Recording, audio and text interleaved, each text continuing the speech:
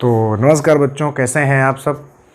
और जैसा कि आप पिछले दिन देख ही चुके हैं कि मैंने पिछले दिन आपको सीडीपी के सेक्शन में सीडीपी जो कि मैं सीटेट के लिए आपको पढ़ा रहा हूँ, सीटेट के एग्ज़ाम के लिए पढ़ा रहा हूँ। पिछली क्लास में मैंने आपको पढ़ाया था क्या कहते हैं कि कैसे विकास हुआ। मनोविज्ञान को पहले आत्मा का विज्ञान माना गया, उसके बाद में मन का विज्ञान माना गया और फिर उसके बाद में उसको माना गया कॉन्शियसनेस या जिसको कहते हैं आप चेतना का विज्ञान माना गया और उसके बाद में उसको माना गया माइंड साइंस ऑफ बिहेवियर। और साइंस ऑफ बिहेवियर मैंने बताया था कि वो अभी तक उसको माना जा रहा है, क्योंकि आप किसी भी साइकोलॉजिस्ट के पास जाते हैं, मनोवैज्ञानिक के पास जाते हैं, जिससे आप अपने मन को जो कि आपके कुछ मन में अगर चल रहा है, अगर आप उसका चेकअप कराना चाहते हैं या आप किसी रोग का निदान कराना चाहते हैं, तो जो मनोवैज्ञानिक होता है बच्चों, वो क्या करता है, आपके दिन भर के रूटीन को पूछता है, आपके व्यवहार को पूछता है, आपके पिछली चीज़ों को पूछता है और उसके बाद में किसी न किसी निष्कर्ष से पहुंचता है और आपका इलाज करता है। तो वैसे ही अब आज हम जानेंगे, आज की क्लास में हम ये जानेंगे कि स्कूल्स ऑफ साइकोलॉजी या मनोविज्ञान के विभिन्न संप्रदाय क्या होता है। जैसे कि आप सभी जानते हैं कि जो हमारी समाज व्यवस्था है, आज की समाज व्यवस्था में हिंदू, मुस्लिम, सिख, ईसाई विभिन्न प्रकार के संप्रदाय हैं, ठीक है। और हर संप्रदाय की अपनी कुछ मान्यताएं हैं और अपने कुछ नियम कानून कायदे हैं। बिल्कुल सेम उसी प्रकार जब साइकोलॉजी, आपने अभी मैंने पिछली क्लास में आपको बताया कि जो साइकोलॉजी है, जो मनोविज्ञान है, उसको सबसे पहले आत्मा का विज्ञान माना गया, उसको फिर मन का विज्ञान माना गया, उसके बाद में चेतना का विज्ञान माना गया और उसके बाद में उसको माना गया साइंस ऑफ बिहेवियर या व्यवहार का विज्ञान। जब इतने चरणों से गुजर करके हमारी जो मनोविज्ञान है वो मनोविज्ञान बिहेवियर तक पहुंचती है, तो इसी प्रकार से कई प्रकार के संप्रदाय भी रहे होंगे।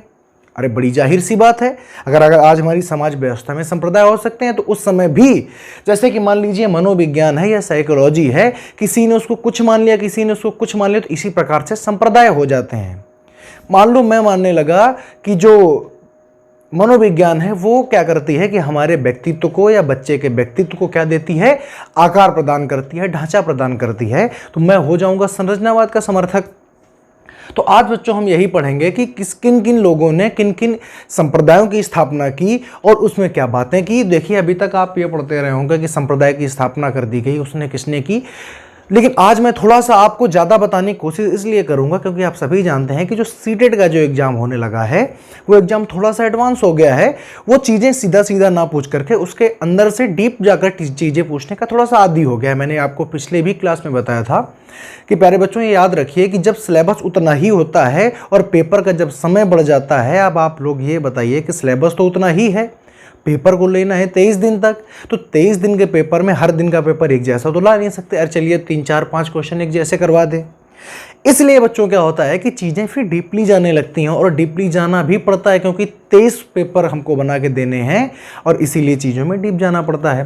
तो इसीलिए उसी को दृष्टिकोण को मद्देनजर रखते हुए आप लोग भी थोड़ा सा डीप पढ़ें, ठीक है। चलिए तो मैं सबसे पहले स्कूल की बात करता हूँ। देखिए जैसे कोई भी आप काम करने जाते हैं, मान लीजिए कि मुझे एक रोड बनाना है, तो सबसे पहले मुझे उस रोड मैप का स्ट्रक्चर तैयार करना पड़ेगा। ऐसे ही जब हम मनोविज्ञान के विभिन्न संप्रदाय पढ़ते हैं तो जो सबसे पहला जो संप्रदाय आता है उसको हम कहते हैं क्या, तो बच्चों हम उसको कहते हैं संरचनावाद या स्ट्रक्चरलिज्म। देखो हम लिखते हैं कैसे, तो सबसे पहले कहते हैं इसको, तो सबसे पहला जो संप्रदाय आता है उसको कहते हैं संरचनावाद या स्ट्रक्चरलिज्म, ऐसे बोला जाता है, ठीक है। अब देखिए मान लीजिए ये संप्रदाय बनाया, तो संप्रदाय किसने बनाया, जैसे मुस्लिम धर्म की स्थापना मोहम्मद साहब ने की थी, ऐसे ही संप्रदाय ये जो संरचनावाद है इसके कोई ना कोई समर्थक रहे, कोई ना कोई फादर रहे होंगे। तो जो इसकी जो स्थापना की वो की थी विलियम वुंड साहब ने। विलियम वुंड साहब ने स्थापना की, किसकी, तो कि संरचनावाद की स्थापना की, ठीक है। अब देखिए जो विलियम वुंड थे ये क्या थे, ये एक टीचर थे। जैसे कोई टीचर होता है उसके कुछ ना कुछ शिष्य रहे होंगे। तो सबसे पहले मैंने बात ये बताई कि जो संरचनावाद है इसकी स्थापना जो की है वो विलियम वुंड ने की है। लेकिन यहीं पे एक क्वेश्चन में प्यारे बच्चों पूछा जाता है कि ये जो संरचनावाद शब्द है, ये जो संरचनावाद शब्द है इसको किसने दिया था, तो विलियम वुंड का एक शिष्य था जिसका आप नाम जानते हैं टिचनर। क्या जानते हैं, पूरा नाम है इसका E.B. ईबी टिचनर, क्या नाम है पूरा? ईबी टिचनर नाम है। देखिए, तो विलियम वुंट का एक शिष्य था जिसका नाम था ईबी टिचनर। इसने और इन्होंने मिलकर ही साथ में काम किया था। तो जो संरचनावाद जो शब्द है उसको किसने दिया था? तो प्यारे बच्चों, उसको दिया था ईबी टिचनर ने। समझ में आई बात? चलिए, तो यहां पर हमें दो क्वेश्चन तैयार हो गए कि संरचनावाद की स्थापना किसने की? विलियम वुंट ने की। और अगर हम बात करें कि संरचनावाद शब्द को किसने दिया था, तो संरचनावाद शब्द को दिया था किसने? ईबी टिचनर ने। एक चीज इसमें और बच्चों बहुत ही ध्यान रख लेने वाली बात है, आपने जो ईबी टिचनर था, इसने एक और बात कही, इसने इंट्रोस्पेक्शन मेथड, जिसको आप हिंदी में बच्चों कहते हैं अंतः दर्शन विधि। मेरा यकीन मानिए 1000 बार ये पूछा गया कि बताइए इंट्रोस्पेक्शन मेथड या अंतः दर्शन विधि को किसने दिया था? तो भैया इसको दिया था आपके टिचनर साहब ने। किसने दिया था? तो आपके टिचनर साहब ने किसको दिया था? इसको दिया था इंट्रोस्पेक्शन मेथड को भी किसने दिया? तो इंट्रोस्पेक्शन मेथड को आपके किसने दिया? ईबी टिचनर साहब ने दिया। ठीक है, यहां तक बात समझ में आई? कल मैंने एक बात आपको बताई थी कि जो विलियम वुंट हैं, इन्होंने क्या किया था? एक बार फिर से बता देता हूं कि जो विलियम वुंट हैं, ये पहले ऐसे मनोवैज्ञानिक हैं जिन्होंने मनोविज्ञान के प्रयोगों के लिए जर्मनी के लिप्जिंग शहर में क्या लगाई थी? 1879 ईस्वी में एक प्रयोगशाला लगाई थी। तो एक बार फिर से इसका जिक्र कर देते हैं। विलियम वुंट की अगर बात आ ही गई है, इन्होंने क्या किया था? तो इन्होंने जर्मनी के कहां पर? लिप्जिंग शहर में, जर्मनी के लिप्जिंग शहर में फर्स्ट प्रथम क्या लगाई थी? प्रथम प्रयोगशाला कब लगाई थी? तो 1879 ईस्वी में लगाई थी। देखिए, जर्मनी की किसने लगाई थी? तो लगाई किसने थी? तो लगाई थी विलियम वुंट ने। किसने लगाई थी? तो विलियम जो वुंट साहब थे, इन्होंने लगाई थी। क्या? विलियम वुंट साहब ने जर्मनी के लिप्जिंग शहर में प्रथम प्रयोगशाला लगाई थी। किसकी? साइकोलॉजी की। किसने लगाई थी? तो विलियम वुंट ने लगाई थी। समझ में आई बात यहां तक कि नहीं है? बिल्कुल आ गई। देखिए, तो यहां पर हमने इतनी बात की। और देखिए, ये जो संरचनावाद है, इसमें आपको बस 3-4-5 चीजें याद रखनी है कि इसके संस्थापक कौन है, या आपसे पूछा जाए कि फादर ऑफ स्ट्रक्चरलिज्म कौन है, या संरचनावाद के पिताजी कौन है, तो कौन है? विलियम वुंट है। बात करें अगर कि संरचनावाद शब्द को किसने दिया, तो संरचनावाद शब्द को दिया ईबी टिचनर ने, जो कि क्या थे? जो कि इनके शिष्य थे। और क्या बात याद रखनी है? इंट्रोस्पेक्शन मेथड, अंतर्दर्शन विधि को किसने दिया? तो अंतर्दर्शन विधि को भी दिया टिचनर ने। उसके बाद में एक बात और याद रखनी है कि जर्मनी के लिप्जिंग शहर में प्रथम प्रयोगशाला स्थापित की थी किसने? विलियम वुंट ने। इसीलिए इनको कहा जाता है फादर ऑफ एक्सपेरिमेंटल साइकोलॉजी। इनको क्या कहा जाता है? तो इनको कहा जाता है प्रयोगात्मक, एक्सपेरिमेंटल साइकोलॉजी मतलब प्रयोगात्मक मनोविज्ञान का पिता माना जाता है। ठीक, अब इसको देखो, याद करने का तरीका क्या है? बच्चा सबसे पहले कहां पे, देखो स्कूल ऑफ साइकोलॉजी है, तो बच्चा सबसे पहले एडमिशन लेता है। सबसे पहले क्या किया जाता है? सबसे पहले बच्चे की बुनियादी जरूरतों को पूरा किया जाए, उसमें बुनियादी सुधार किए जाते हैं। बच्चा जब तुरंत स्कूल में पढ़ने जाता है, सबसे पहले उसको बैठना सिखाया जाता है। तो उसका क्या किया जाता है? उसका संरचना या उसका स्ट्रक्चर तैयार किया जाता है कि स्ट्रक्चर जब बच्चे तैयार हो जाएगा, वो बैठना सीख जाएगा, स्कूल में रहना सीख जाएगा, तब फिर आगे की बातें चालू की जाते हैं या आगे की लर्निंग को शुरू किया जाता है। बात समझ में आई यहाँ तक? तो ये तो बात हो गई हमारी संरचनावाद की। तो फटाफट सभी बच्चे इसका स्क्रीनशॉट कर लेंगे, उसके बाद हम आगे की बात करेंगे। फटाफट इसका आप स्क्रीनशॉट कर लें। देखिए, फिर आगे एक बात सुनिए। समझ में आई यहाँ तक बात? ठीक है, देखिए अगली जो हम लोग बात करेंगे, देखिए यहाँ पर हम बहुत देर तक लिखा नहीं रहने दे सकते हैं, क्योंकि चीज़ें थोड़ा सा बड़ी हो जाएंगे। ठीक है, देखिए, तो अगली हम बात करेंगे। अब देखिए, और इनका क्रम भी याद रखिएगा। सबसे पहले कौन सा स्कूल आया था? सबसे पहले संरचनावाद आया था या स्ट्रक्चरलिज्म आया था। ठीक है, दूसरे बात में क्या आया, जब बच्चा स्कूल चला गया और जब बच्चे ने स्कूल में बैठना सीख लिया या स्ट्रक्चर जब तैयार हो गया, दूसरे में क्या होता है, तो दूसरे में बच्चे को वर्क करना सिखाया जाता है। तो जो दूसरा है उसको कहते हैं फंक्शनलिज्म। क्या कहते हैं, फंक्शनलिज्म, या इसी को हिंदी में कहा जाता है प्रकार्यवाद। समझिए प्रकार्यवाद क्या है, दूसरे को क्या कहा जाता है, तो दूसरा जो साइकोलॉजिकल स्कूल है उसको कहेंगे फंक्शनलिज्म या प्रकार्यवाद। प्रकार्यवाद क्या है, जैसे अब देखिए याद कैसे रखना है कि बच्चे का एडमिशन हुआ था स्कूल में, उसने उसका स्ट्रक्चर तैयार कर दिया गया, अब बच्चे के ऊपर कार्य डाला जाएगा या बच्चे को फंक्शन सिखाया जाएगा कि कैसे आपको क्या लिखना है, पानी पीने कैसे जाना है, ये सारी चीज़ों का विवरण अब उसको आगे दिया जाएगा।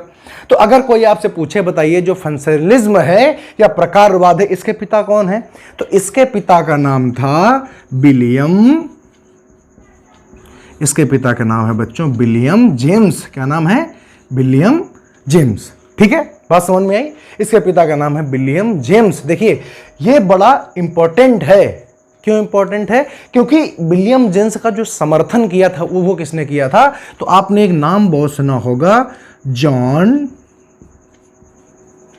डीवी। किसका नाम सुना होगा, जॉन डीवी। कोई इसको डुई लिखता है तो आप चाहे डुई लिखें या डीवी लिखें। देखिए इनका जो समर्थन किया वो किया जॉन डीवी। जॉन डीवी साहब ने कहा कि नहीं नहीं विलियम जेम्स साहब आप बिल्कुल सही कह रहे हैं कि जब बच्चे का स्ट्रक्चर तैयार हो जाता है उसके बाद हम उसको फंक्शन सिखाना शुरू करते हैं। तो इनका जो समर्थन किया, जेम्स का जो समर्थन किया था उसको किसने किया था, जॉन डीवी ने किया था। बच्चों जरा ध्यान दीजिए, एक बहुत रोचक सा क्वेश्चन पूछा गया था DSSB में, और वो क्वेश्चन यहां भी आने की बहुत संभावना है। पूछा गया था जो प्रकार्यवाद है ये किसकी थ्योरी से प्रभावित है। जैसे कि कोई भी जैसे काम है, मान लो कि हम पढ़ाई करना शुरू करते हैं, तो आपने बहुत सारे लोगों का इंटरव्यू देखा होगा कि मेरे गांव में ऐसा IAS आया था, उससे मैं प्रभावित हो गया और फिर उसके बाद मैंने अपनी पढ़ाई को आगे कंटिन्यूस करना शुरू किया। ऐसे ही जो प्रकार्यवाद, जो विलियम जेम्स थे, प्रकार्यवाद के जो संस्थापक थे विलियम जेम्स जो थे, ये किससे प्रभावित थे, तो ये भैया प्रभावित हुए थे, आपने डार्विन का नाम सुना होगा, तो ये प्रभावित हुए थे डार्विन की थ्योरी से। किससे, तो डार्विन के सिद्धांत से प्रभावित हुए थे, जिनको आप कहते हैं डार्विन थ्योरी। आप सभी जानते हैं डार्विन ने क्या किया था, डार्विन ने जीवों के विकास के क्रम में अपना एक बहुत ही महत्वपूर्ण योगदान दिया था। उन्होंने एक थ्योरी बनाई थी। तो ये अब हमारा जो काम है, हमारा यहाँ पर सिर्फ डार्विन का इतना काम है कि हमें ये बताना है कि जो प्रकार्यवाद था वो किसके सिद्धांत से सबसे ज्यादा प्रभावित था। तो याद रखिएगा डार्विन के सिद्धांत से सबसे ज्यादा प्रभावित कौन था, प्रकार्यवाद था। इसी के सिद्धांत से प्रभावित होकर के विलियम जेम्स ने फंक्शनलिज्म या प्रकारवाद संप्रदाय की स्थापना की थी। ठीक है, अब देखिए 3-4 बातें और इसमें आपसे पूछा जाता है, जैसे जॉन डीवी किस लिए फेमस है, तो एक शब्द दिया गया था कि ये पूछा था कि जॉन डीवी ने दिया था लर्निंग बाई डूइंग। क्या, लर्निंग बाई डूइंग, या इसी को कहते हैं करके सीखना। बताइए बच्चों, अब देखो यहां पर अगर फंक्शन है तो अगर आप फंक्शन करेंगे तो उसमें आप करके ही तो सीखेंगे। तो यहां पर देखिए 3-4 बातें आपसे पूछी जाती है। बताइए लर्निंग बाय डूइंग की जो बातचीत है, करके सीखना, सबसे ज्यादा किस संप्रदाय ने इसका समर्थन किया, तो किसने किया है, प्रकार्यवाद ने किया है। ठीक, और देखिए इसने क्या किया, और इसने शिक्षा को क्या दिया, हमने आपको बताया था इंडिविजुअल डिफरेंसेस। तो जो इंडिविजुअल डिफरेंसेस हैं, जो व्यक्तिगत भिन्नताएं हैं, उनकी सर्वप्रथम बात किसने की थी, तो प्रकार्यवाद ने की थी। तो यह भी एक चीज याद रखिएगा कि हमने क्या कहा, हमने कहा व्यक्तिगत विभिन्नताएं, जो व्यक्तिगत विभिन्नताएं हैं क्या, जिसको कहते हैं इंडिविजुअल डिफरेंसेस।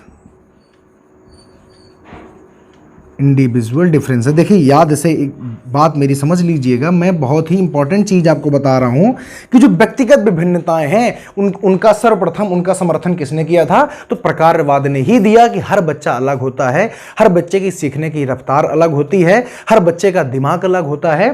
तो यही इन्हीं को कहते हैं व्यक्तिगत विभिन्नताएं। क्या कहते हैं इनको, व्यक्तिगत विभिन्नताएं। तो व्यक्तिगत विभिन्नताओं की सर्वप्रथम बात किसने की थी, प्रकार्यवाद ने की थी। एक और बात प्रकार्यवाद ने की जिसको आप कह सकते हैं सेल्फ, आप कर सकते हैं कि सेल्फ डूइंग, मतलब खुद से करना, आप कह सकते हैं इसको सेल्फ डूइंग या खुद से करना। तो एक और बात की इसने वकालत की, किसने? प्रकार। देखो ये जो प्रकार, कार्य का मतलब कार्य करना, तो जो भी जितना आप कर करके सीखेंगे, जितना आप खुद के अनुभवों से सीखेंगे, वो सारा का सारा कहाँ जाएगा? प्रकार। तो अभी जो सीटेट जो क्वेश्चन पूछता है, ऐसा ही क्वेश्चन पूछता है कि बताइए व्यक्तिगत विभिन्नताओं की वकालत किसने की है? तो किसने की है? प्रकारवाद ने की है। बताइए सेल्फ डूइंग का जो कॉन्सेप्ट था वो किसने दिया? प्रकारवाद ने दिया। लर्निंग बाय डूइंग करके सीखना भी किस में आएगा? तो प्रकारवाद में ही आएगा।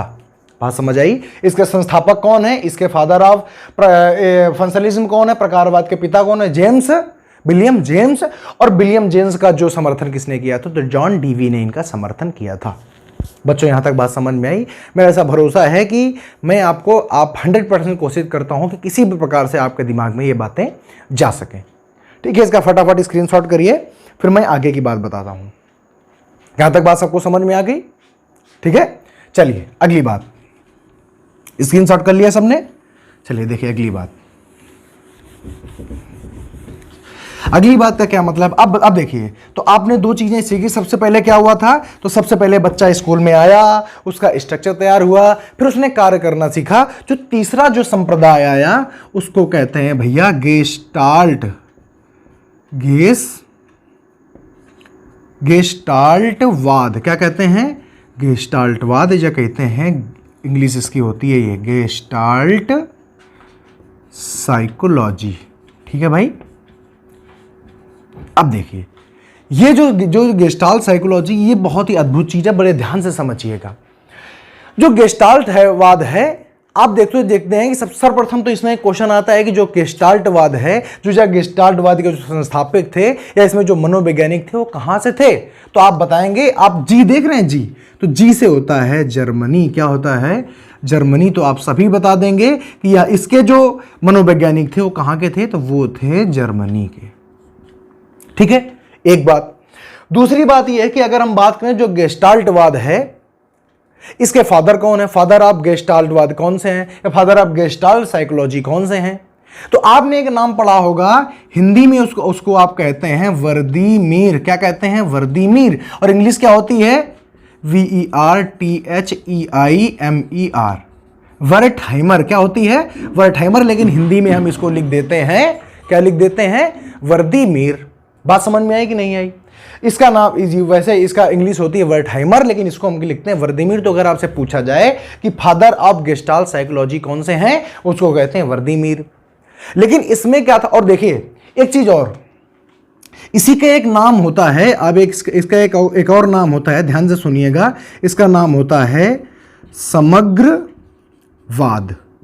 आपसे पूछा जाएगा बताइए समग्रवाद किसका और नाम होता है? तो किस वाद का और नाम होता है? तो गेस्टाल्ट। क्यों नाम होता है? देखिए, ये जो गेस्टाल्ट शब्द है प्यारे बच्चों, ये जो गेस्टाल्ट शब्द है, ये एक जर्मन भाषा का शब्द है। जो गेस्टाल्ट शब्द है ये एक जर्मन भाषा का शब्द है, क्योंकि आप जानते हैं कि जो गेस्टाल्ट स्कूल ऑफ साइकोलॉजी है, इसकी जो स्थापना हुई थी वो कहां पे हुई थी? जर्मनी में हुई थी। अब जब इसकी स्थापना जर्मनी में हुई थी, तो ये जो गेस्टाल्ट शब्द भी कहां से लिया होगा? जर्मनी से लिया गया होगा। तो जर्मनी से लिया गया था, तो इसका जो जर्मन में जो इंग्लिश में मतलब होता है वो होता है टोटल या होल। क्या होता है? टोटल या होल। इंग्लिश में, हिंदी में कहते हैं पूर्ण, और पूर्ण को ही शुद्ध हिंदी में कहते हैं समग्र। क्या कहते हैं? समग्र।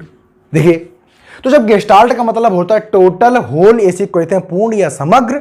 चूंकि इसका मतलब ही होता है पूर्ण, तो आप याद रखिएगा कि जो गेस्टाल्टवाद होता है वो बच्चे की चीजों को अलग अलग नहीं देखता है, बल्कि वो क्या देखता है? वो कहता है कि बच्चे का जो सारा ज्ञान है या सारी चीजें वो कैसी हैं? पूरी एक हैं या समग्र हैं। ठीक है, इसीलिए इसको कहते हैं समग्रवाद। तो इसको कहते हैं समग्रवाद। ठीक है, तो एक क्वेश्चन आता है कि बताइए कौन सा ऐसा संप्रदाय है या कौन सा ऐसा फिलोसफिकल स्कूल है जो ये कहता है कि जो बच्चा होता है या जो बच्चे का जो दिमाग होता है वो पूर्णता में काम करता है, होल में काम करता है, परफेक्शन में काम करता है, तो उसको आप कहेंगे गेस्टाल्टवाद। ठीक है, यहां तक की बात समझ में आई। अब देखिए, जो गेस्टाल्टवाद था उसको तो हमने बता दिया कि इसके जो फादर हैं या जिसके जो संस्थापक थे वो थे वर्दीमीर या वर्टहाइमर, उनको कहते हैं। ठीक, लेकिन इसमें क्या होता है बच्चों? इसमें क्या है कि इसमें 3 लोगों ने, देखो इनके 2 सहयोगी ही थे जिसको आप जानते हैं कोफका और कोहलर के नाम से। लेकिन अभी हम एक बात देखिए, हमने कहा कि अंदर की अगर बात करने की कोशिश करें, देखिए इतना आपने समझ लिया ना, देखिए ये हम हटाते हैं और बात समझिएगा। देखिए अपने जो वर्दी मीर साहब जो वर्टहैमर साहब थे, इनके 2 सहयोगी थे, तो हम तीनों को लिखते हैं। पहला हो गया आपके वर्दी मीर, क्या हो गया, वर्दी मीर। दूसरे हो गए आपके जिनको आप कहते हैं कोफका, क्या कहते हैं, कोफका। और तीसरे हो गए आपके कोहलर। ठीक, देखिए कोफका का स्पेलिंग लिखे दिया होता है कोफका, ये क्या है, ये हैं वर्दीमीर, ठीक है। और इनको हिंदी में लिखते हैं कोहलर, कोहलर को तो भैया कोहलर ही लिखेंगे। ठीक, अब देखिए हम ये बताने की कोशिश करते हैं, आपसे एग्जाम में पूछे तो बताइए कि वर्दीमीर ने किस शब्द को दिया था, कोफका ने किस शब्द को दिया था, और कोहलर ने किस शब्द को दिया। देखिए वर्दीमीर क्या है, यहाँ पर सबसे बड़ा नाम है। देखिए ये मैं याद करने के लिए बता रहा हूं।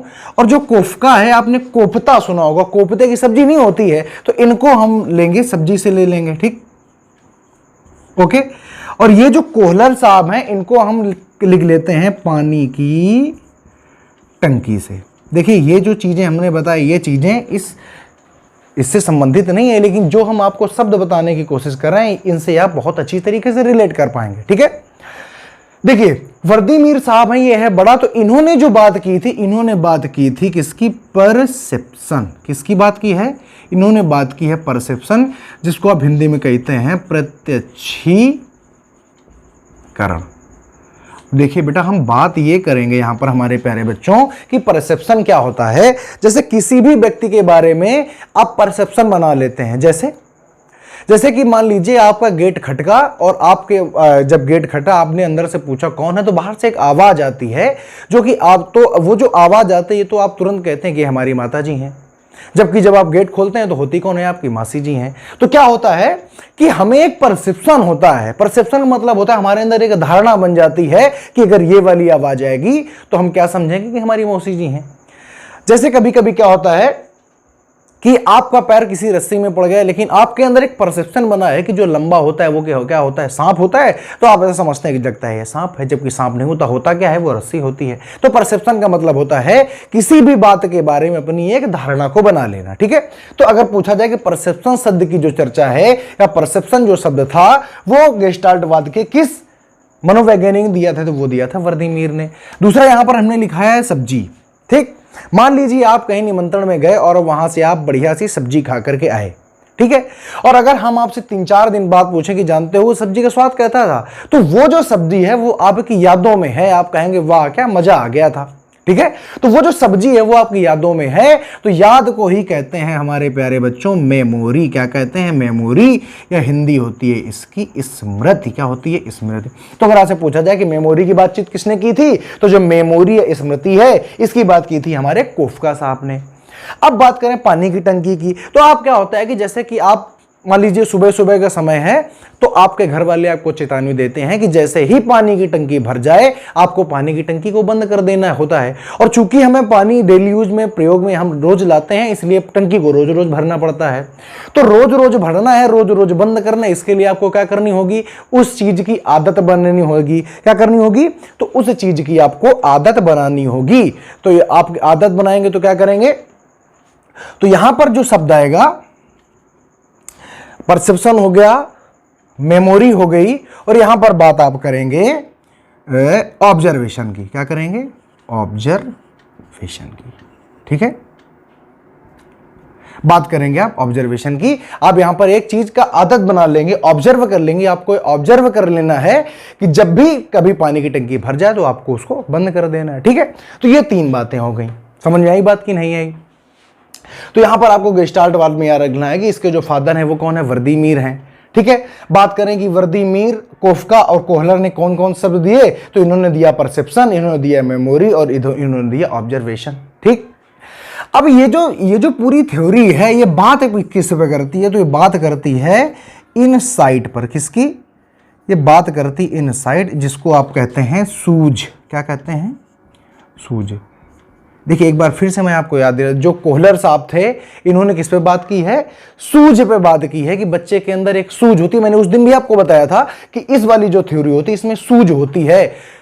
तो कोहलर साहब ये कहते हैं कि जो बच्चा होता है वो अपने आप में परिपूर्ण होता है। ये कहते हैं कि जब भगवान ने बच्चे को पैदा किया तो बच्चे के अंदर सारी चीजें उसके मस्तिष्क में दे करके भेजी हैं, बस यहां पर जब बच्चा आएगा तो आपको उसका क्या करना है, उसको ऐसी परिस्थितियां दिखानी है कि जैसे ही बच्चे को वो परिस्थितियां दिखेंगी उसके अंदर एक सूझ जागेगी, काम करने की एक तरीका जागेगा, और जैसे ही तरीका जागेगा बच्चा खुद ब खुद सीख जाएगा।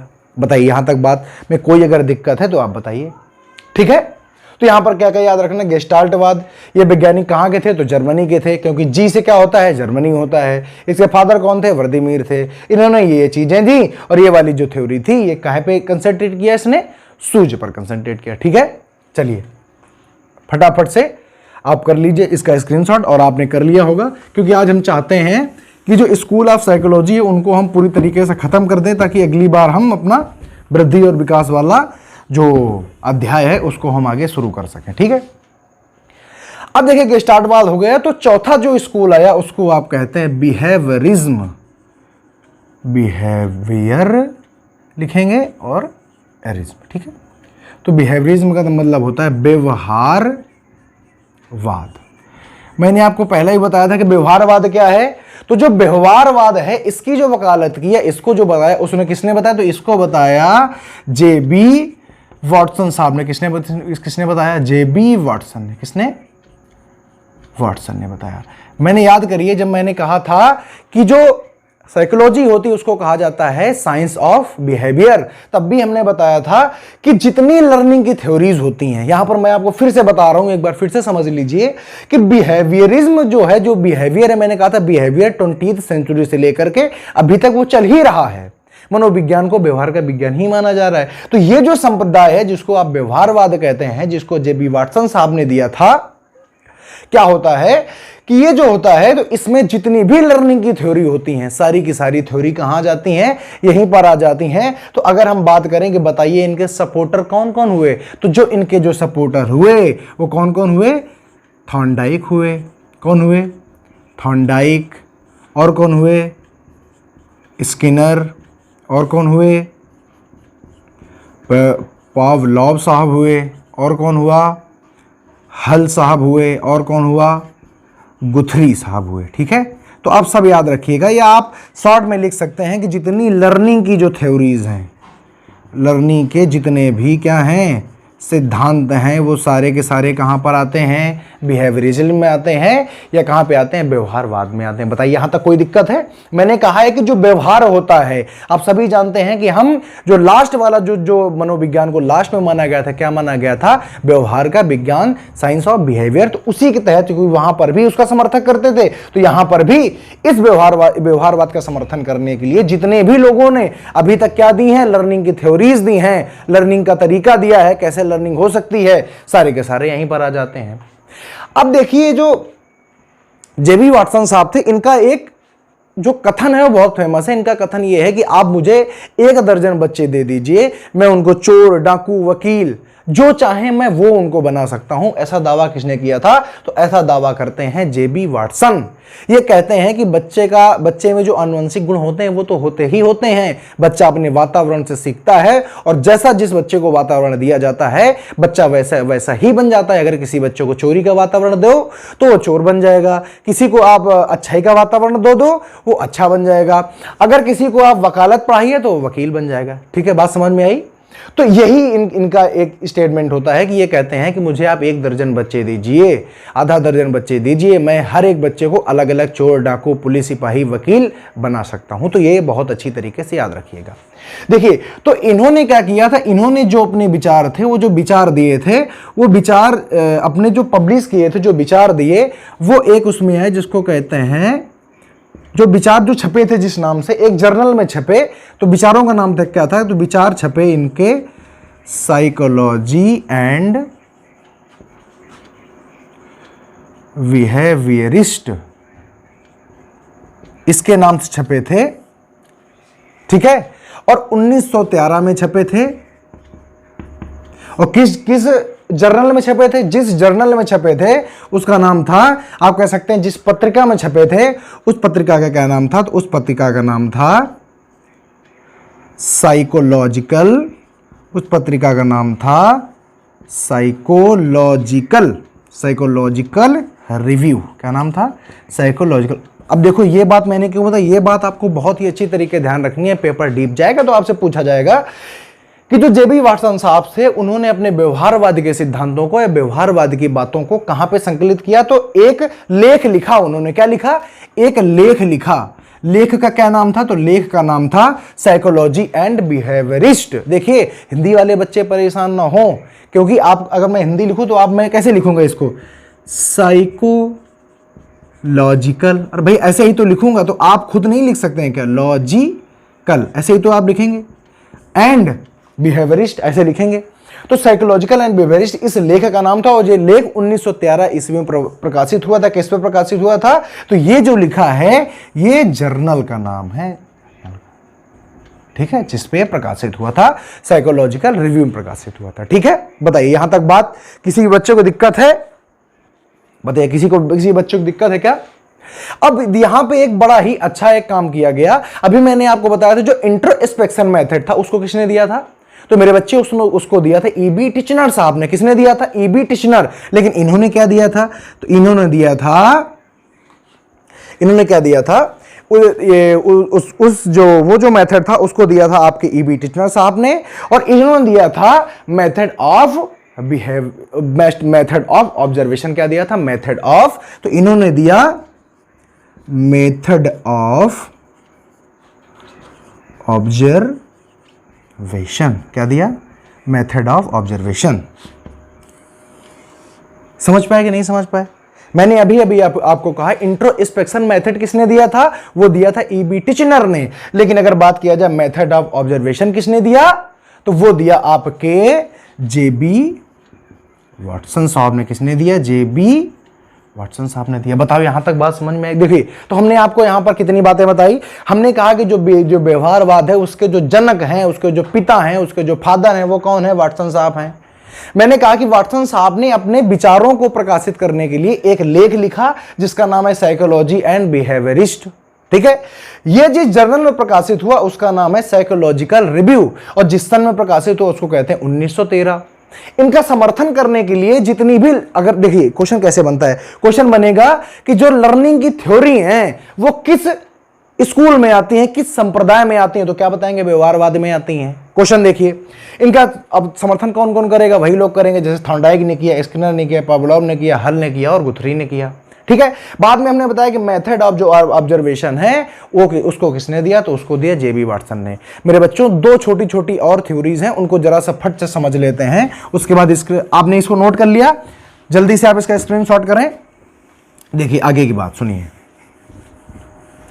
आप वीडियो को पॉज करके किसी भी चीज का आप क्या कर सकते हैं? स्क्रीनशॉट कर सकते हैं। ठीक है, देखिए दो चीजें और जल्दी से बताते हैं।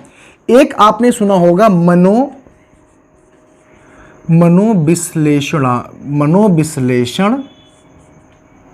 मनोविश्लेषणात्मकवाद, ऐसा कर देते हैं। ठीक है, इंग्लिश में इसको कहते हैं साइको एनालिसिस। ठीक है, ऐसे बोलते हैं, साइको एनालिसिस ऐसे बोल देते हैं। ठीक, इसको बोलते हैं साइको एनालिसिस। ठीक है, जिसको कहते हैं मनोविश्लेषण सिद्धांत कहते हैं, मनोविश्लेषणात्मक वाद कहते हैं। पर इसमें एक चीज पूछी जाती है कि इसको दिया किसने था? तो इसको मेरे प्यारे बच्चे, इसको दिया था सिगमंड किसने दिया था? सिगमंड फ्राइड ने। किसने दिया था? सिगमंड फ्राइड ने दिया। और जो सिगमंड फ्राइड साहब थे, इन्होंने सबसे ज्यादा बात किसके ऊपर की है? तो अचेतन मन के ऊपर बात की। किसने? अचेतन मन के ऊपर बात की है, जिसको आप कहते हैं अनकॉन्शियस माइंड। क्या कहते हैं? Unconscious mind. तो ये बात आपको याद रखनी है। देखिए हमने कहा था कि एक क्या हुआ था, हमने आपको एक बात बताई थी, हमने आपको बात ये बताई थी कि क्या हुआ कि साइकोलॉजी का क्या कहा गया था? साइंस ऑफ माइंड कहा गया था। तो इन्हीं के चक्कर में, सिगमंड फ्राइड के ही चक्कर में साइंस ऑफ माइंड को खारिज कर दिया, क्योंकि इन्होंने क्या कहा था कि व्यक्ति की जितनी भी टीचिंग होती है, जितनी भी वो प्रक्रिया करता है, वो अपने अचेतन मन से करता है, ना कि अपने चेतन मन से करता है। ठीक है, तो इसके आप याद रखिएगा, इसके जो फादर हैं वो हैं सिगमंड फ्राइड, और इन्होंने बात किस पे की थी? अचेतन मन पे की थी। दूसरी बात, जो आखिरी जो है उसको कहते हैं आप मानवतावादी सिद्धांत, या मानवतावादी स्कूल कहते हैं। इसको कहते हैं ह्यूमनिस्टिक। क्या कहते हैं? ह्यूमनिस्टिक कहते हैं। ठीक है, ह्यूमनिस्टिक थ्योरी कहते हैं, ह्यूमनिस्टिक कहते हैं। ठीक है, अब देखिए, इसमें भी आपको सिर्फ एक बात याद रखनी है कि इसके जो फादर थे कौन थे, तो आप सब जानते हैं, एक नाम अब बहुत फेमस है, जो है अब्राहम मैस्लो। किसका है? अब्राहम मैस्लो साहब का है। अगर आपसे पूछा जाए कि मानवतावादी के जो फादर हैं, ह्यूमनिस्टिक स्कूल के जो फादर हैं वो कौन है? अब्राहम मैस्लो हैं। और यहीं पे एक बड़ा इंपॉर्टेंट सा नाम आ जाता है, जिसका नाम है कार्ल रोजर्स। क्या नाम है?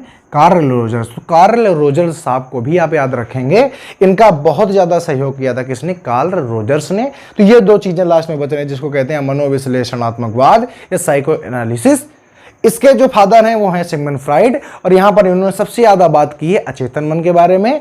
और यहाँ पर आपको सिर्फ एक बात याद रखनी है कि मानवतावादी ह्यूमनिस्टिक जो स्कूल था, उसके जो फादर हैं वो अब्राहम मैस्लो। और यहाँ पर एक नाम और आ जाता है रोजर्स, कार्ल रोजर्स। तो इसको भी आपको बहुत ही अच्छी तरीके से याद रखना है। यहाँ तक मैं ऐसे समझता हूँ कि आपको यहाँ तक सारी बातें समझ में आई होंगी बच्चों, और आप इसके नोट्स बनाते रहिए और अच्छे से पढ़ते रहिए। जब अगली क्लास में हम आते हैं तो आपको बताते हैं, अगली क्लास में मैं लेकर के आऊँगा आपके सामने वृद्धि और विकास या ग्रोथ एंड डेवलपमेंट का टॉपिक, और उसके लिए आप थोड़ा सा आगे पढ़ भी लें तो मज़ा आएगा। ठीक है, बाकी अभी यहाँ तक, बाकी चलिए पढ़ते रहिए, और लाइक शेयर सब्सक्राइब तो आपको करते ही रहना है, क्योंकि आप जितना ज़्यादा सहयोग करेंगे हम उतने ही ज़्यादा वीडियो बनाने के लिए प्रेरित होंगे, और अगर हम प्रेरित होंगे तो चीज़ें बेहतर होंगी, ऐसा मेरा मानना है। चलिए यहीं से समाप्त करते हैं। नमस्कार।